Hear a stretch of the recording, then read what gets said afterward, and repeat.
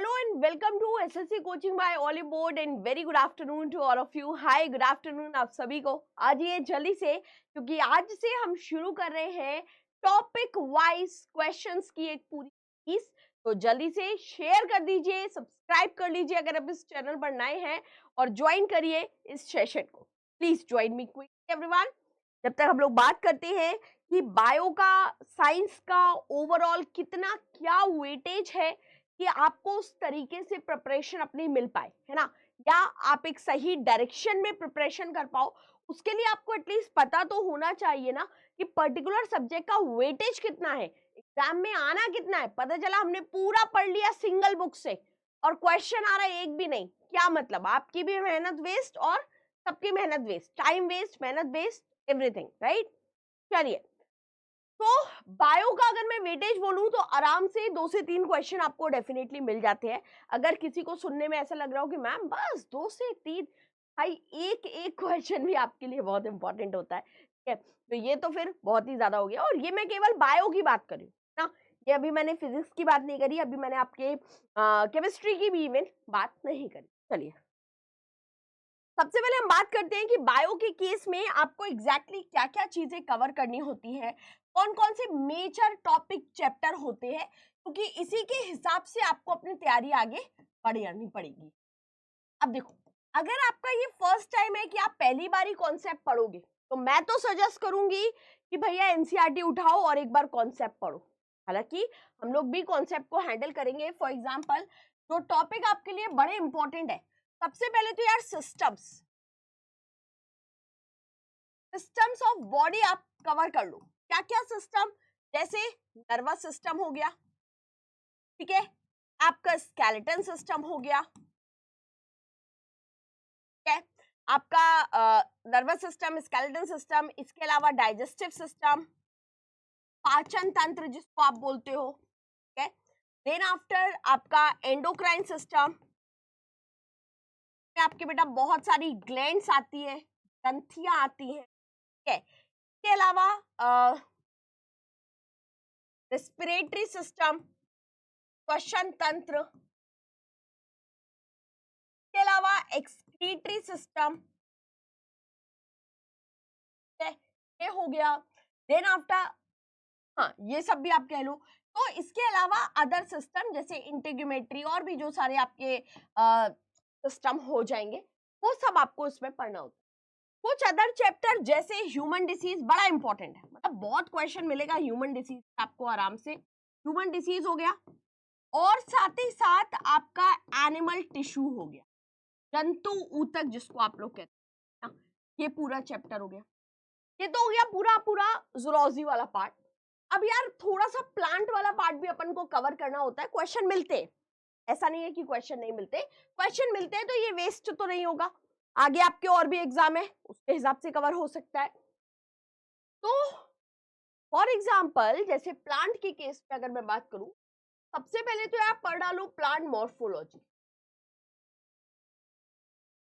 के अलावा plant tissue, के अलावा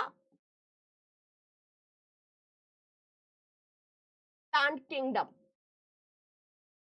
एटलीस्ट इतना पार्ट आपको कवर करना पड़ेगा. इसके अलावा इकोसिस्टम और जो आपका एनवायरमेंट वाला पार्ट है वो तो खैर आपका है ही है, उसको तो फिर आपने कवर करना ही करना है. ठीक है, तो ये पूरी कहानी अपन को कवर करके चलनी है किसमें, बायो में. ऐसे ही बेटा आपके केमिस्ट्री के केस में अगर मैं देखूं तो मैटर वाले चैप्टर से क्वेश्चन को उठाओ. मैटर यानी कि पदार्थ क्या होता है. फिर आपके एटम का एक चैप्टर आता है, ये पढ़ो. फिर इसके बाद आपके एलिमेंट यानी कि तत्व, कंपाउंड यानी कि यौगिक, ये वाला चैप्टर पढ़ना होता है. पीरियोडिक टेबल महा इंपॉर्टेंट, बहुत इंपॉर्टेंट नहीं, महा इंपॉर्टेंट बोलो इसको. तो पीरियोडिक टेबल हो गया या आवर्त सारणी जिसको आप लोग बोलते हो. इसके अलावा आपकी केमिकल रिएक्शंस हो गई, रासायनिक अभिक्रियाएं हो गई, ठीक है, ये सारे चैप्टर हो गए. आपके टाइप ऑफ केमिकल रिएक्शंस आ गई, ठीक है. एवरीडे केमिस्ट्री, पूरी केमिस्ट्री का सार एवरीडे केमिस्ट्री में. आपने ये वाले क्वेश्चन बड़े देखे होंगे बच्चे, सोडियम कार्बोनेट का फॉर्मूला बताइए, वॉशिंग सोडा किसे कहा जाता है, ब्लीचिंग पाउडर का कॉमन नेम बताइए, डाई बताइए, ग्लास के बारे में बताइए। ऐसे चैप्टर्स ये हो गया।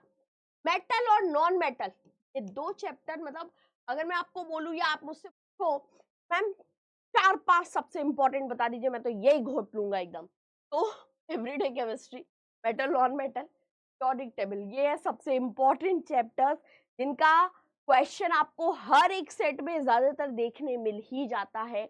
हर एक सेट में एक ना एक क्वेश्चन आपको देखने मिले। उसके बाद आ जाइए फिजिक्स पे। यूनिट एंड डायमेंशन से आप स्टार्ट करो उसको। यूनिट डायमेंशन आपने जैसे कवर कर लिया, फिर आप पढ़ लो अपना मोशन वाला चैप्टर, ग्रेविटेशन वाला चैप्टर, वर्क पावर एनर्जी का चैप्टर है ना, आपके ऑप्टिक्स का चैप्टर। ये सारे चैप्टर से आप एक बार फाइनल कर दो। डिपेंड करता है आप कौन से एग्जाम को कैटर कर रहे हो, उस हिसाब से आपकी फिजिक्स होनी चाहिए। जैसे रेलवेज के एग्जाम में फिजिक्स बहुत आता है ना, लेकिन सीजीएल वगैरह में फिजिक्स थोड़ा कम मिलता है, बहुत एक्सपेंड लेवल पर नहीं मिल पाता। क्लियर है? तो ये स्टोरी है जो आपको साइंस के अंदर कवर करके चलनी है। और अगर इसके अलावा बहुत सारे चैप्टर भी मैंने छोड़ दिए, जस्ट एक इंट्रोडक्शन है तो उसको मैंने आपको थोड़ा बहुत बता दिया। कोशिश करेंगे हर एक चैप्टर के कम से कम 20-20 क्वेश्चन तो आप कर ही पाओ, 25 क्वेश्चन एटलीस्ट आप कर पाओ, ताकि आपका एक चैप्टर के साथ साथ सारी चीजें हो जाए, है ना। अपन इसमें एक बहुत अच्छा काम ये भी कर सकते हैं कि जैसे आज मैंने ये पढ़ा दिया, अब कल अपना जो चैप्टर होगा वो होगा नर्वस सिस्टम का। तो अब आपकी जिम्मेदारी बनती है कि यार 24 घंटे में कम से कम आधा घंटा निकाल लो और नर्वस सिस्टम का चैप्टर रिवाइज कर लो। क्वेश्चन अगले दिन 12 बजे मैं करा दूंगी आपके। तो एक कंप्लीट पूरा पैक जो है, क्वेश्चन, कॉन्सेप्ट, एमसीक्यू, सारा कुछ आपका कवर हो जाए। एग्री है सब लोग? क्लियर है इतनी चीज? चलिए, ये कहानी, ये स्टोरी आपको पूरी एक तरीके से कवर करके जो है वो चलनी है। तो हम लोग शुरू करते हैं, श्री गणेश करते हैं अपनी तैयारी का, टॉपिक वाइज का। सभी लोग जल्दी से कमेंट बॉक्स में मुझे बता दो वो रेडी है या नहीं, क्योंकि आज हम बायो के सारे चैप्टर से रिलेटेड क्वेश्चंस करने वाले हैं। आज पूरा मिक्स बैग टाइप का है, ताकि मुझे आइडिया पर मिल पाए कि आप लोग कितने गहराई में हो, कितने पानी में हो। है, उस हिसाब से हम लोग क्वेश्चन का लेवल अगली क्लासेस के लिए सेट करेंगे। ठीक है, please join me quickly everyone. Hi, सभी लोग आ जाइए जल्दी जल्दी।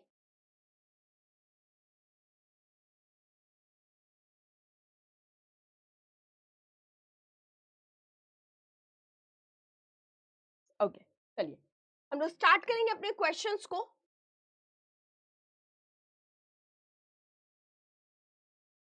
और हमारा सबसे और बहुत इजी मिक्स क्वेश्चन है आज, क्योंकि पूरे बायो के, तो हमारा देखो बहुत इजी सा क्वेश्चन आपके सामने है।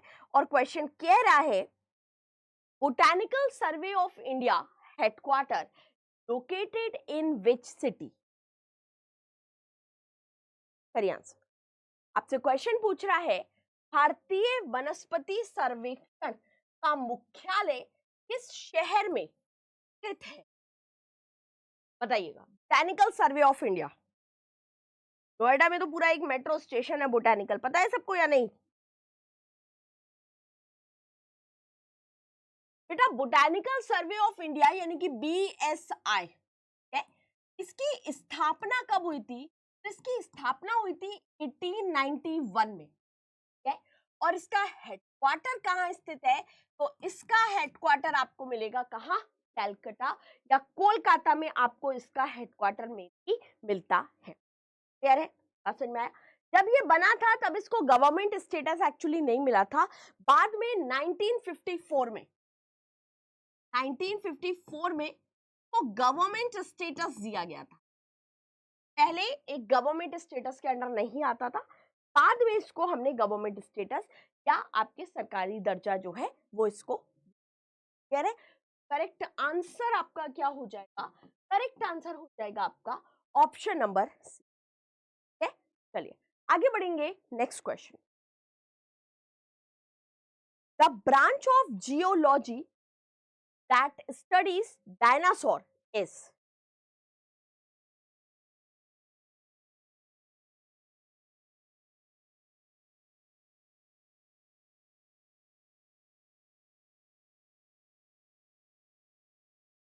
आपके ऑप्शन है sophrology, petrology, palaeontology, histology.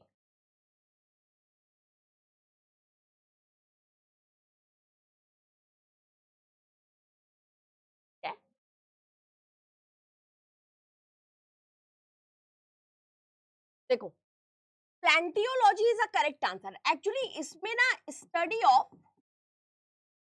Fossil, तो आपका जीवाश्म होता है ना, उस जीवाश्म का भी अध्ययन किया जाता है और उसी में आपके डायनासोर का अध्ययन भी किया जाएगा। तो करेक्ट आंसर आपका क्या आ सकता है? करेक्ट आंसर हो जाएगा आपका ऑप्शन नंबर। अच्छा, किसी को पता है हिस्टोलॉजी? वैसे लिखा ही है, हिस्टोलॉजी आपका होता है study of animal plus plant, जंतु और पादप, ऊतक, यानी कि टिश्यूज का जो स्टडी है उसको हम लोग क्या कहते हैं? उसको हम लोग हिस्टोलॉजी के नाम से जानते हैं या हिस्टोलॉजी कहते हैं। ठीक है। पेट्रोलॉजी क्या होता है? ये आपके होता है study of rock, study of rocks, चट्टानों का अध्ययन जो है ना वो आपके पेट्रोलॉजी के अंडर होता है। और सोफ्रोलॉजी क्या होता है? तो सेफ्रोलॉजी में जो आपका रिलैक्सेशन मेथड है, ठीक है, वो रिलैक्सेशन मेथड आपके इसमें प्रोसेस किया जाता है।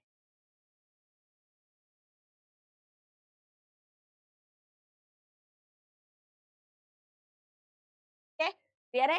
फिलहाल आपका करेक्ट आंसर क्या हो जाएगा? ऑप्शन नंबर सी आपका इसमें करेक्ट आंसर आ जाएगा। क्लियर है? नेक्स्ट क्वेश्चन देखेंगे। The discovery of virus was made by,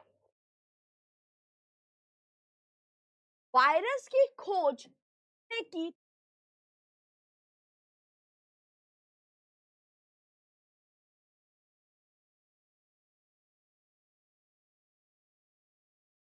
क्या? मैं आपको बता दे रही हूँ 1892 में ये खोज हुई थी और 1892 में वायरस की खोज जो है वो इवानोवस्की जो थे उन्होंने बेसिकली आपके ये खोज करी।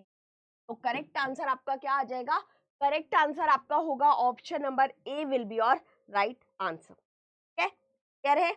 अच्छा, अब अगर हम लोग बात करें, यहाँ पे देखो आपके लिखा है एंटोनी वो, ओके ठीक है, रहने दीजिए इसको।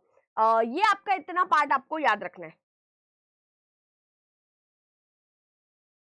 चलिए नेक्स्ट क्वेश्चन पे चलते हैं। नेक्स्ट क्वेश्चन आपकी, जिंजर इज अ, करिएगा आंसर, जिंजर क्या है?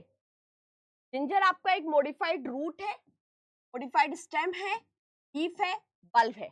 संशोधित भी बोल सकते हो, रूपांतरित भी बोल सकते हो। रूपांतरित, जड़ रूपांतरित, तना रूपांतरित, पत्ती रूपांतरित, शल्ककंद।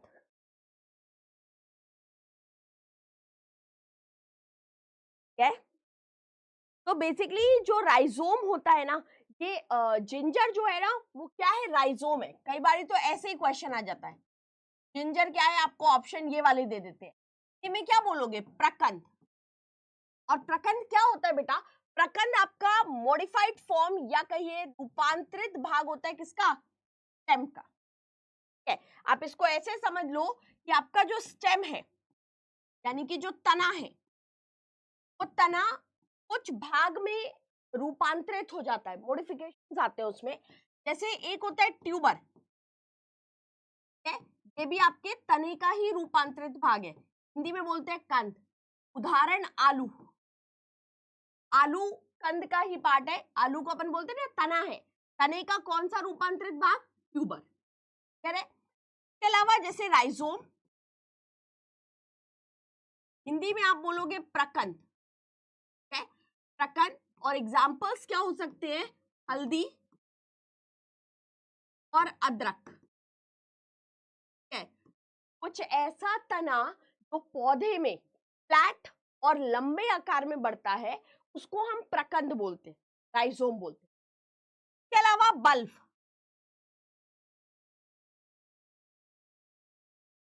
हिंदी में बोलोगे शल्ककंद। एग्जाम्पल क्या हो जाएगा? अनियन या कहिए प्याज और लहसुन। भूमि में कोई ऐसा तना तो इस प्रकार के स्ट्रक्चर में आ रहा हो या इस प्रकार के स्ट्रक्चर में आपको ग्रोथ दे रहा हो, उसको हम क्या बोलते हैं? शल्क कर। ये आपके क्या है? मॉडिफाइड फॉर्म है किसके? स्टेम्स के या कहिए तने के। क्लियर? चलिए next question. What is the bond between two amino acid protein called? Protein में दो अमीनो अम्ल के बीच में जो बंध होता है, बताइए उसको क्या कहते हैं?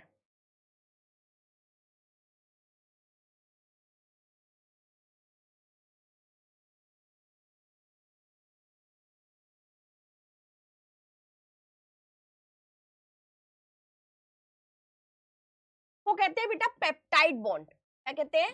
पेप्टाइड बॉन्ड कहते हैं। करेक्ट आंसर क्या होगा? Option number C. Glycosidic bond क्या होते हैं?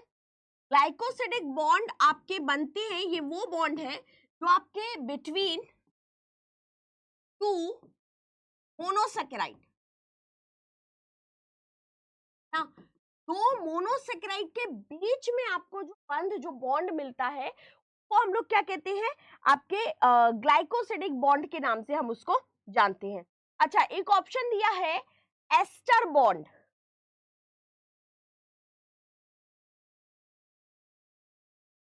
ये क्या है ester bond? Any idea ester bond के बारे में? ये आपको किसके बीच में मिलेगा? कोई बात नहीं, यहां देखो, एस्टर बॉन्ड आपको बेसिकली मिलता है बिटवीन आपके जो अल्कोहल है,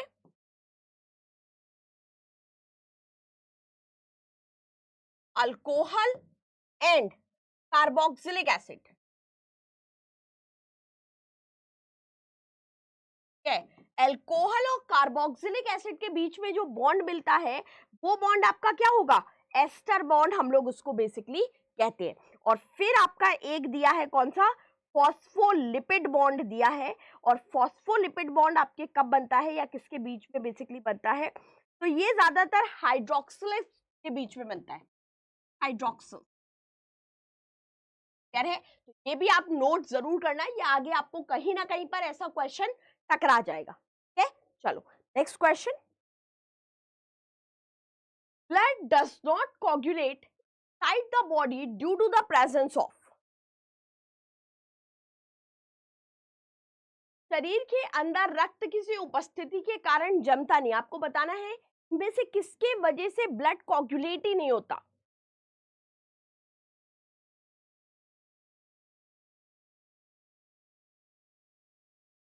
correct answer, very good, correct answer is heparin is a right answer. एकदम सही है। हिपैरिन के वजह से आपके जो ब्लड है ना, वो कोगुलेट नहीं होता। मान लो बेटा इसमें क्वेश्चन पूछते हैं कि बताओ हिपैरिन प्रोड्यूस इन, हिपैरिन आपके बॉडी में कहाँ बनता है? क्या बताओगे? हिपैरिन प्रोड्यूस इन, हिपैरिन आपके शरीर में कहाँ बनेगा? हिपैरिन आपके शरीर में बनेगा लिवर में ना, जो यकृत है वहां पर बनता है। फाइब्रिन क्या है?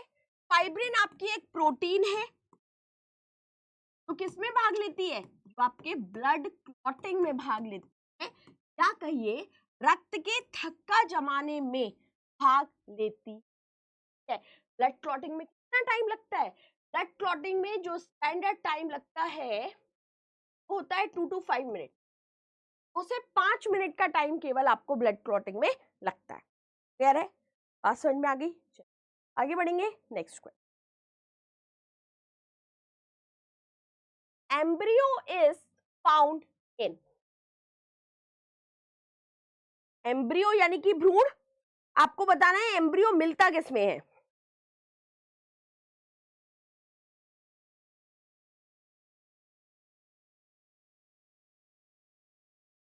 एम्ब्रियो जिससे आपका क्या बनता है? एम्ब्रियो से क्या बनेगा? Embryo form new plant. Embryo से तो नया पौधा बनता है, न्यू प्लांट। तो आपको ये किस में मिलेगा? ये मिलेगा बेटा सीड में ना। सीड वाला जो पार्ट होता है ना, उसमें आपको बेसिकली एम्ब्रियो वाला पार्ट या भ्रूण वाला जो पार्ट है वो बेसिकली आपको इसमें मिलता है। क्लियर है? ठीक है, चलिए आगे बढ़ेंगे नेक्स्ट क्वेश्चन की तरफ और देखते हैं नेक्स्ट क्वेश्चन कितने लोग कर पा रहे हैं। The percentage of water lost during transpiration. अब ऐसे क्वेश्चन जिसमें आप जितनी थ्योरी पढ़ लो, बट ऐसा क्वेश्चन आपको ना क्वेश्चन अटेम्प्ट करने पर ही मिल पाएगा, क्योंकि ये थ्योरी वाले पार्ट में कभी आता है। ट्रांसपीरेशन के समय में जो वाटर का परसेंटेज लॉस होता है, आपको बताना है वो कितना है।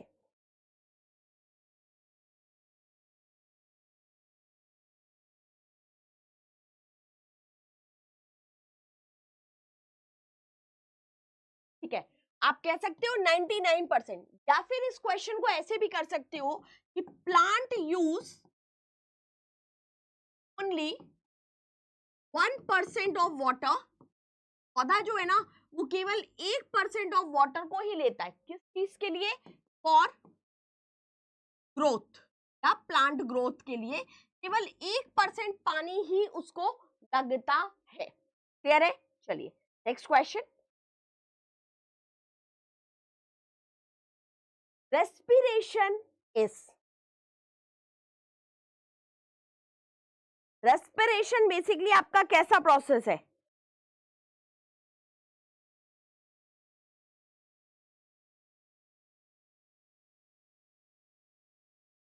ठीक है भाई, हर एक लिविंग सेल में जो आपकी सेल है ना, वो सेल दरअसल आपके ब्रेक होती है, या वो सेल जो है वो आपके ब्रेक होगी किस चीज के लिए? To release energy.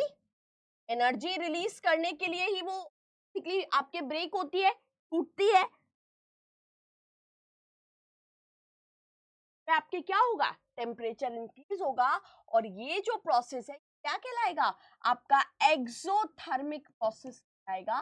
Correct answer option number B. है क्लियर है? अच्छा, रेस्पिरेशन का मेन ऑर्गन बताओ जरा। रेस्पिरेशन जो आप श्वसन कर रहे हो का मेन ऑर्गन बताओ मुझे कमेंट बॉक्स में। मेन ऑर्गन क्या है रेस्पिरेशन का?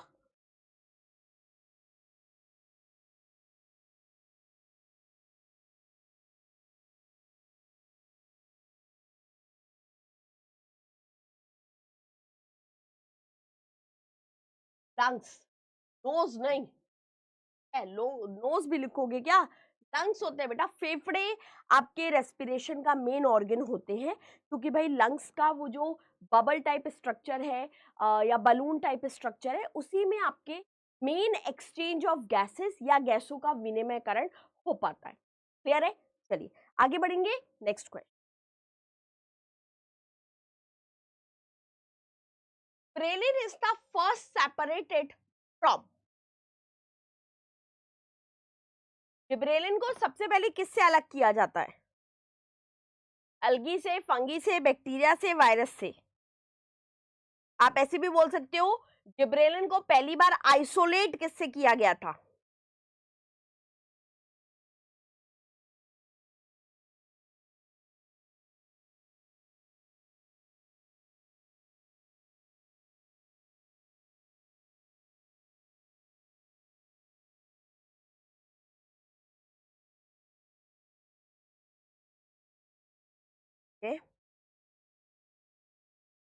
करेक्ट आंसर कवक से, फंगी से।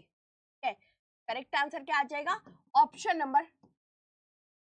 जिब्रेलिन जो है ना, ये क्या होता है? ये आपका एक प्लांट हार्मोन है। जैसे ऑक्सीजन होता है पौधे की वृद्धि के लिए रिस्पॉन्सिबल है, ऐसे ये भी आपका एक प्लांट हार्मोन होता है। और ये किस चीज के लिए रिस्पॉन्सिबल है? ये आपके रिस्पॉन्सिबल है सेल डिवीजन, यानी कि कोशिका विभाजन। इसी के साथ साथ आपके लेंथ में ग्रोथ, या आपके कहिए लंबाई में वृद्धि के लिए। ठीक है, seed germination,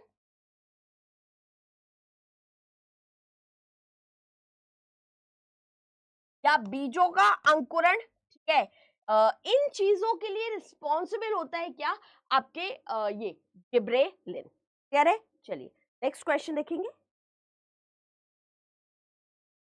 study of lizards are called? छिपकलियों के अध्ययन को क्या कहा जाता है?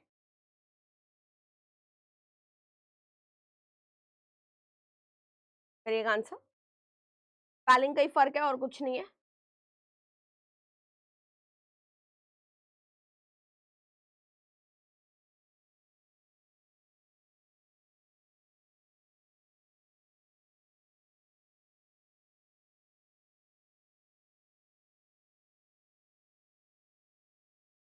Saurology is the study of lizard बेटा, इसको हम लोग छिपकलियों का अध्ययन कहते हैं। तो आपका करेक्ट आंसर क्या आ जाएगा? ऑप्शन नंबर क्या आ जाएगा? सर्पेंटोलॉजी क्या होता है? इसको अपन कहते हैं स्टडी ऑफ स्नेक्स, सांपों का अध्ययन हम लोग इसको कहते हैं। टेरोलॉजी क्या होता है? स्टडी ऑफ, क्या बताएंगे? टेरोलॉजी को पता है? टेरोलॉजी होता है बेटा जो आपका ब्लड सीरम होता है ना, उस ब्लड सीरम का स्टडी सेरोलॉजी कहलाता है। क्लियर? क्वेश्चन कह रहा है dolphin is an example of which one of the following class?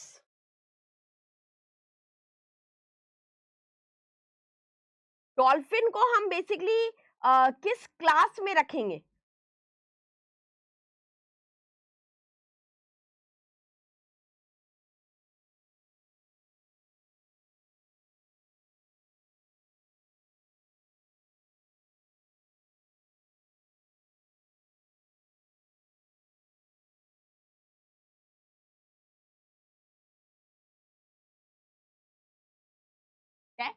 Correct है, डॉल्फिन्स आपके मैमल्स में आता है ना, स्तनधारी में आता है। मैमल्स में अब जैसे डॉल्फिन हो गया, या फिर आपका व्हेल मछली हो गया, काऊ हो गया, ठीक है, लाइन हो गया, इसके अलावा पैंडा कभी कभी पूछा जाता है, पैंडा हो गया, टाइगर हो गया, ठीक है, बैट, चमगादड़, एकमात्र ऐसा स्तनधारी जो उड़ सकता है, ये आता है। इसके अलावा जैसे फॉक्स हो गया, मंकी हो गया, ये सब आपके क्या है? सब आपके मैमल्स हैं, स्तनधारी होते हैं। कह रहे? चलिए नेक्स्ट क्वेश्चन पे चलेंगे। नेक्स्ट क्वेश्चन आपकी स्क्रीन पर। Tear gland is not found in, tear gland आपको इनमें से किसमें नहीं मिलती है? Man, dog, ox, crocodile.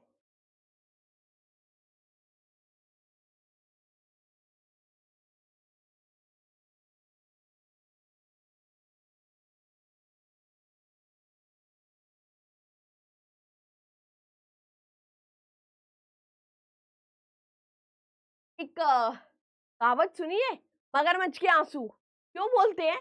भैया उसकी टीयर ग्लैंड नहीं होती है। Correct answer option number D, रो नहीं सकता। करेक्ट आंसर होगा डी है, इसलिए। चलिए नेक्स्ट क्वेश्चन, कहीं तो कहावत काम आई है ना। चलो next question, which one among the following gland present in pair in human body? आपको बताना है कौन सी ऐसी मानव ग्रंथि है जो जोड़े में मिलती है आपको।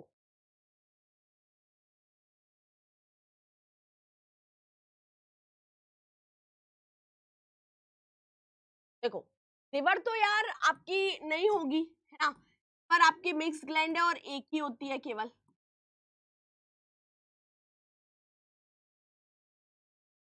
ग्रंथि है ये आपकी ना। पीनियल कहाँ मिलेगी? में मिलती है। चले, पेनक्रियास, पेनक्रियास आपको ऐसी ग्लैंड दिखाई देगी, आपकी पेनक्रियास है। एड्रीनल,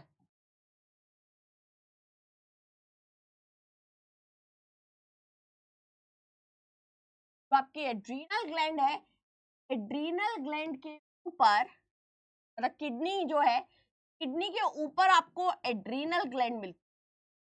और ये जो एड्रीनल ग्लैंड है आपको हमेशा पेयर जोड़े में मिलती है, जो कि आपके अलग अलग हार्मोन सिक्रीट। करेक्ट आंसर क्या आ जाएगा? Option number A, your right answer. Next question आपका, होल बॉडी मास और द परसेंटेज ऑफ ब्लड। करिए आंसर, बहुत इजी क्वेश्चन है ये वाला। बोल रहा है संपूर्ण शरीर द्रव्यमान में रक्त का परसेंटेज बताना है आपको।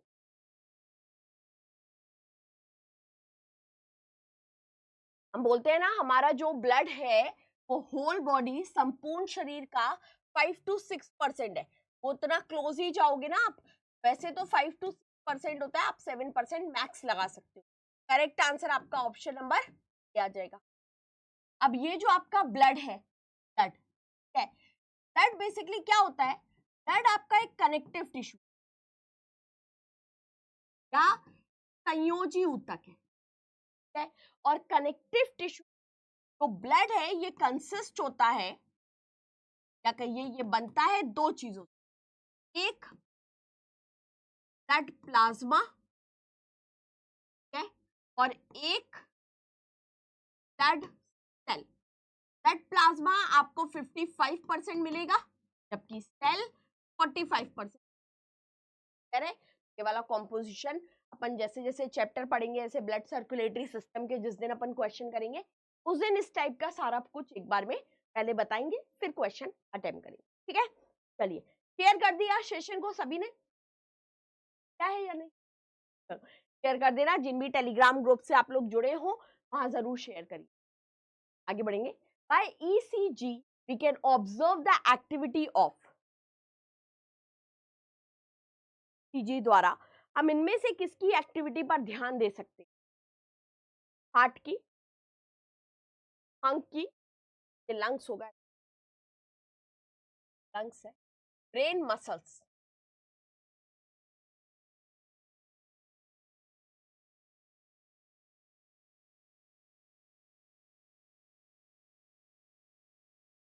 ईसीजी यानी कि इलेक्ट्रो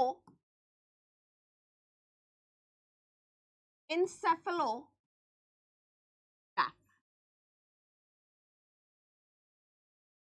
है। और ये बेसिकली आपके ब्रेन की जो इलेक्ट्रिकल एक्टिविटी होती है उसको मेनली आपके काम करता है। अच्छा, अगर मैं हार्ट बोलती यहाँ पर तो बेटा हार्ट के लिए ईसीजी आता है, फुल फॉर्म इज इलेक्ट्रो, बताओ कमेंट बॉक्स में बताओ, इलेक्ट्रोकार्डियोग्राफ जाएगा। चलिए next question. Main function of bile, जो पित्त रस होता है, जो बाइल होता है, उसका मेन फंक्शन बताइएगा। फैट को फैटी एसिड और ग्लिसरॉल में कन्वर्ट करना, फैटी एसिड को फैट और ग्लिसरॉल में कन्वर्ट करना, emulsification of fat, all of them. देखो कन्वर्शन नहीं कर पाएगा बेटा क्योंकि bile juice has no enzyme, bile juice में आपको कोई एंजाइम नहीं मिलता, लेकिन हाँ इसका एक काम जरूर है, इमल्सिफिकेशन ऑफ फैट, फैट को इमल्सिफाई करना, या फिर इसका और भी काम है कि जैसे जो आपके एक्स्ट्रा ग्लूकोज होता है उसको ग्लाइकोजन में कन्वर्ट करके स्टोर करना, ये सब काम आपके लिवर कर सकता है। तो सॉरी बाइल जूस कर सकता है और बाइल जूस आपको इसमें मिलेगा। करेक्ट आंसर क्या होगा? Option number C. हाँ, अब जैसे बाइल जूस एक काम और करता है कि इस फूड का जो मीडियम है या भोजन का जो माध्यम है ना, उसको एसिडिक से अम्लीय से कन्वर्ट करता है बेसिक, कह रहे a blood vessel that carry blood from heart to the various part of the body are called, देगा आंसर। हृदय से शरीर के विभिन्न भागों तक रक्त को ले जाने वाली रक्त वाहिका को क्या कहते हैं? हृदय से शरीर के विभिन्न भागों,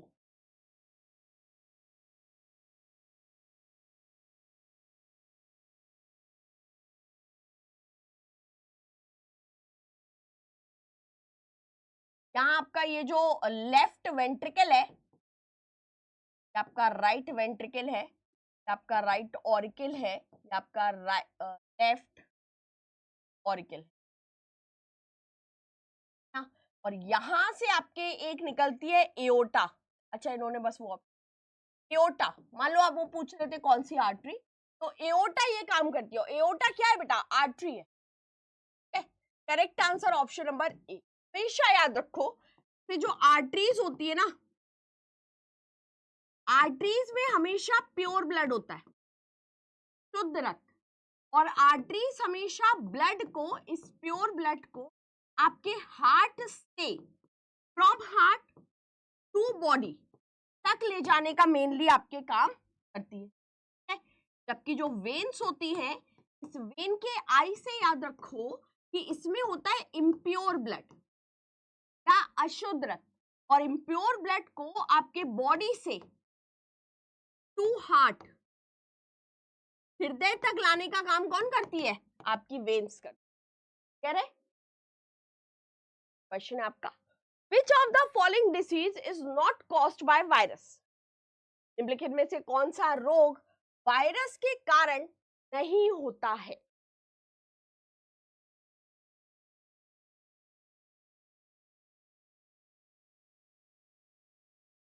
आपके option cholera, chicken pox, hepatitis, measles. Virus के कारण नहीं होता है।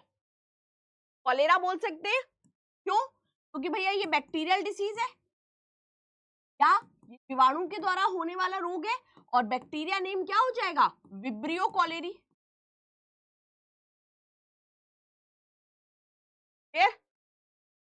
चलिए नेक्स्ट क्वेश्चन, राइबोजाइमेस आर, राइबोजाइमेस क्या है? एक आंसर, राइबोजाइमेस आर डीएनए है, आरएनए है, प्रोटीन है, नन ऑफ दीज है। राइबोजाइमेस बेटा आपके एक्टिव आरएनए मॉलिक्यूल होते हैं ना। करेक्ट आंसर क्या आ जाएगा? Option number B. Next question, homologous organ are,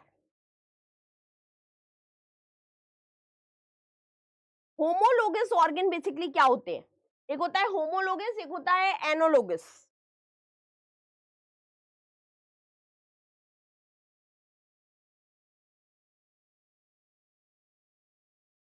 सही है। तो ऐसे पार्ट जो आपके सिमिलर हो स्ट्रक्चर में है, सिमिलर इन स्ट्रक्चर, बट जो फंक्शन है, फंक्शन डिफरेंट हो, इसको हम लोग क्या कहते हैं?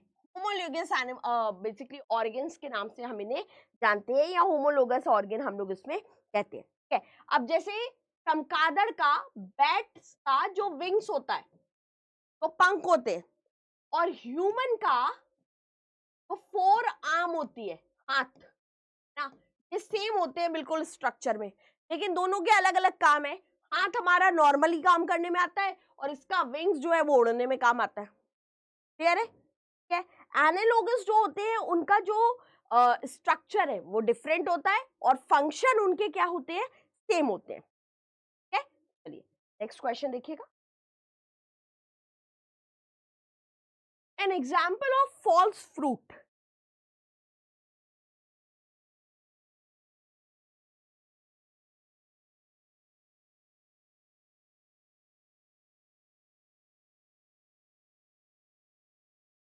ट्रू फ्रूट्स बेटा क्या होते हैं? आपके ऐसे फ्रूट्स जो डेवलप हो रहे हो,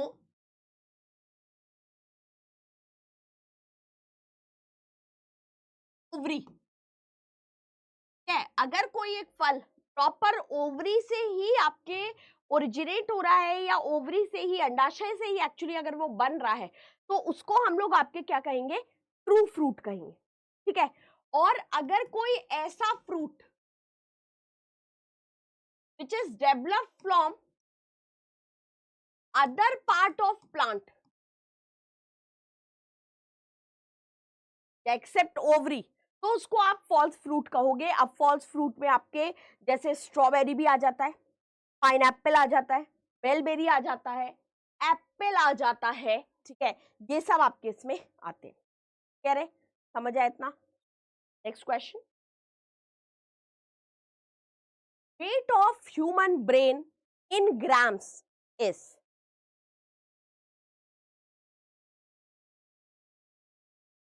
ब्रेन आपको कहाँ मिलता है?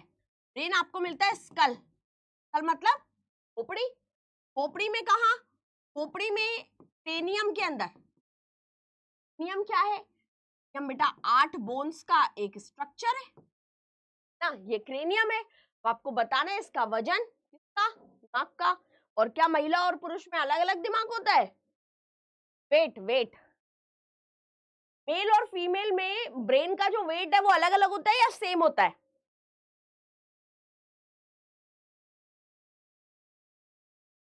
होता है सेम। Correct answer 1350। ये आपके मतलब 1300 1200 से लेके 1400 तक जा सकता है, ठीक है। और ज्यादातर ऐसी ऑप्शन आता है 1250 आ जाएगा, 1350 आ जाएगा, इस तरीके से ही सही होंगे, ठीक है।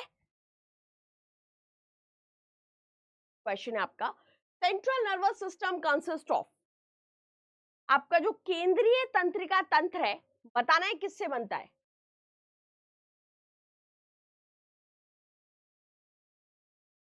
जैसे हम लोग बात करते हैं नर्वस सिस्टम की ना, ये 3 सिस्टम से मिलकर बनता है। एक होता है एएनएस, ऑटोनॉमस नर्वस सिस्टम, एक होता है पीएनएस, पेरिफेरल नर्वस सिस्टम, और एक होता है सीएनएस, सेंट्रल नर्वस है। और सेंट्रल नर्वस सिस्टम में आपके क्या आता है? ब्रेन और स्पाइनल कॉर्ड क्या आता है? कह रहे ये आपको पार्ट याद रखना है। करेक्ट आंसर क्या आ जाएगा? ऑप्शन नंबर आपका हो जाएगा।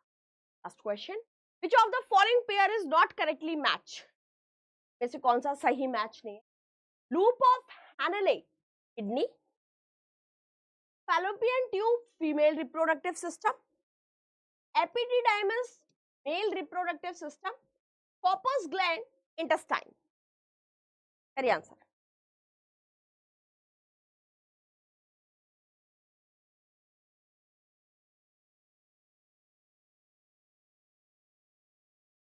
लूप ऑफ हैनले, ठीक है, देखो loop of Henle kidney, actually kidney में जो नेफ्रॉन है ना, एक नेफ्रॉन कैसा दिखता है? इस तरीके का, है ना। तो ये जो लूप ऑफ हैनले आपका ये वाला पार्ट हो जाएगा। फैलोपियन ट्यूब फीमेल का पार्ट है, बिल्कुल सही है। एपिडिडाइमस मेल का पार्ट है, बिल्कुल सही है। कॉपर ग्लैंड ये आपको इंटेस्टाइन में नहीं बल्कि copper gland actually prostate gland के पास मिलती है, और ये मेल रिप्रोडक्टिव सिस्टम का पार्ट है। तो करेक्ट आंसर क्या आ रहा है? करेक्ट आंसर आ रहा है डी। चलिए,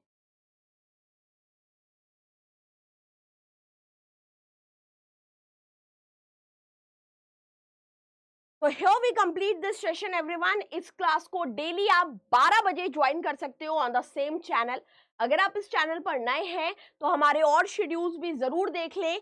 ये क्लासेस आपको मिलेगी सुबह 7 बजे, करंट अफेयर रहता है, फिर उसके बाद इंग्लिश 8:30 बजे, 9 बजे मैथ्स वनीश सर, रीजनिंग 10 बजे, इंग्लिश अगेन 11 बजे, उसके बाद मेरा सेशन रहता है जनरल साइंस का, फिर आपको 3 बजे मिलेगा मैथ्स, 4 बजे जीएस के लिए छवि मैम, मैथ्स के लिए विपिन सर 5 बजे, और 6 बजे आपको कपिल सर इंग्लिश के लिए। तो ये सारी टाइमिंग्स हमारे इस चैनल पर चलती हैं, तो डेफिनेटली आप इनको ज्वाइन कर सकते हैं। चैनल पर नए हैं तो सब्सक्राइब करना बिल्कुल ना भूलें, और साथ ही साथ जो भी सब्सक्रिप्शन डिस्काउंट अभी हमारी एप्लीकेशन पे चल रहा है, अगर उसमें आप SSCCE का और कोड लगाते हैं तो 5% डिस्काउंट अलग से आपको SSCT का, तो वो कोड भी बिल्कुल लगाना मत भूलना। मिलते हैं आप लोगों से नेक्स्ट क्लास में। Till then thank you so much, ख्याल रखिए, प्रिपरेशन करते रहिए, bye bye and thank you.